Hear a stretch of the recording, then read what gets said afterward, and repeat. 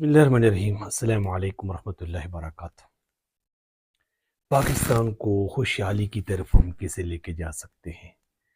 جو پاکستان کی ذخائر ہیں، معدنیات ہیں، ان کو ہم کس طریقے سے ڈھونڈ سکتے ہیں اور اس ملک کو اوپر لے کے جا سکتے ہیں، اور بنیادی چیز جو ہے ہم کس طریقے سے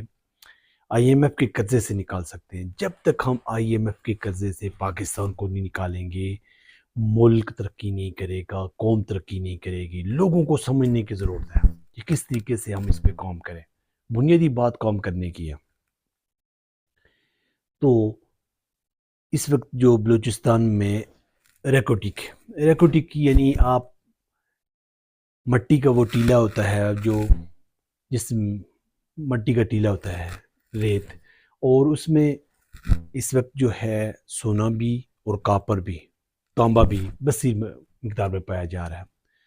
تقریباً جو ہے نا 1,000 ارب ڈالر کی تخمینہ لگایا گیا ہے۔ تو ابھی اس پہ ایک پورشن ہے، اس پہ کام ہو رہا ہے، ایک چھوٹے سے پورشن پہ، اور وہ کورین کمپنی ہے، بیرک کمپنی ہے، اور اس کے سی او کی عمر ابھی 68، اس پہ کام کر رہا ہے۔ 1992 سے لے کے اس پہ کہ یہاں پہ ذخائر موجود ہیں اور اس پہ کام کیا جائے، کیونکہ ہمارے پاس تو وہ صلاحیت کیپیبلٹی نہیں ہے، کیپیبل نہیں ہے کہ ہم اس چیز کو نکال سکیں، سونے کو بھی، تانبے کو بھی، اور پھر اس کو یوٹیلائز کر سکیں اور اس کو عالمی منڈی تک لے کے جا سکیں۔ تو ابھی جو پیچھے ایک دفعہ معاہدہ ہوا تھا، اور پھر چودھری افتخار صاحب جو چیف جسٹس تھے، انہوں نے اس کو پش کر دیا، بیک کر دیا، تو 9 ملین ڈالر جو نا وہ تقریباً پاکستان کو پڑ جاتے ہیں، لیکن وہاں سے وہ چیزیں نکلی ہیں تو بچ گیا۔ لیکن اس وقت بیرک کمپنی جو اس نے بہت بڑی انویسٹ بھی کی ہوئی ہے، وہاں پہ اس نے ہاسپٹل بھی بنایا ہے، آپ اندازہ کر لیں، بہت اچھا،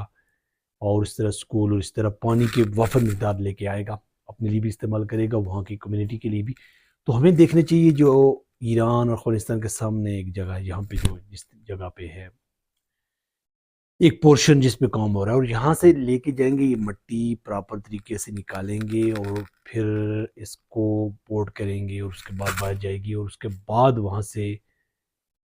یہ اس کو واپس وہاں بٹیوں میں ڈالیں گے، وہاں سے کاپر علیحدہ، سونا علیحدہ، اور اس کے بعد مٹی کو گاربیج میں ڈال دیں گے، پھینک دیں گے۔ تو یہ بنیادی چیز ہے ہمارے لیے سیکھنے کی، اس میں یہ ہے کہ ہم کیپیبل نہیں ہیں۔ ہمارے کچھ چند ہی ملک ہیں یا کچھ ہی ملک ہیں جو اس کے کیپیبل ہیں، اتنی گہرائی سے اور اتنی وسیع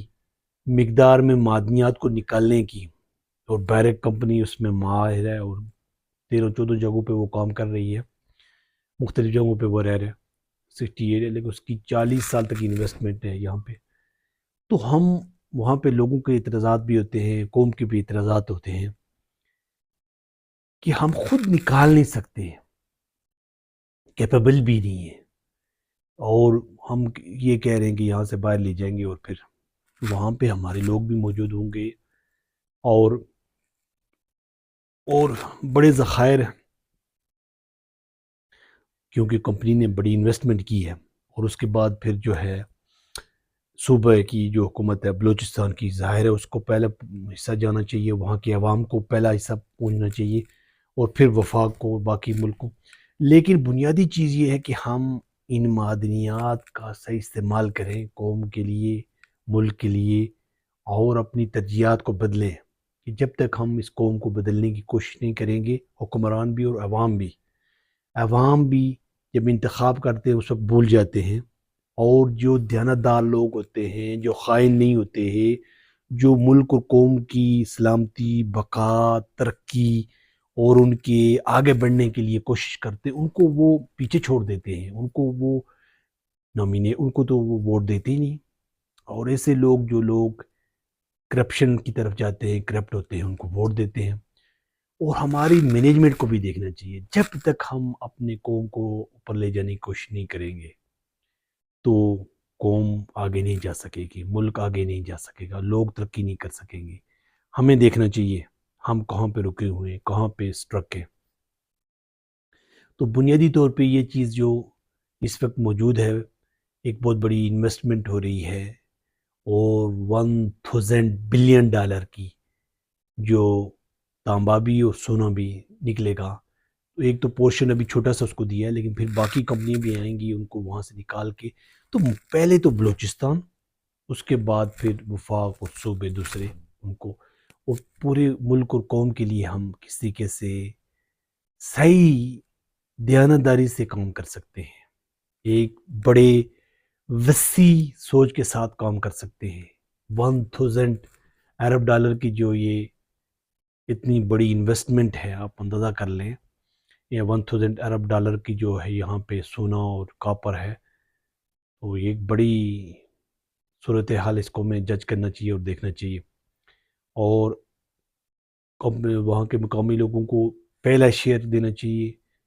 ان کو ہی زیادہ، انہی کو نوکریاں دینی چاہیے، دوسرے صوبوں کو پیچھے رکھے. اور وہ بلوچستان کے لوگوں کو خوشحال رکھنے کے لیے، اور بلوچیوں کو بھی چاہیے، بلوچستان کے لوگوں کو بھی چاہیے کہ تعصب سے، ایگو سے، انا سے باز رہیں،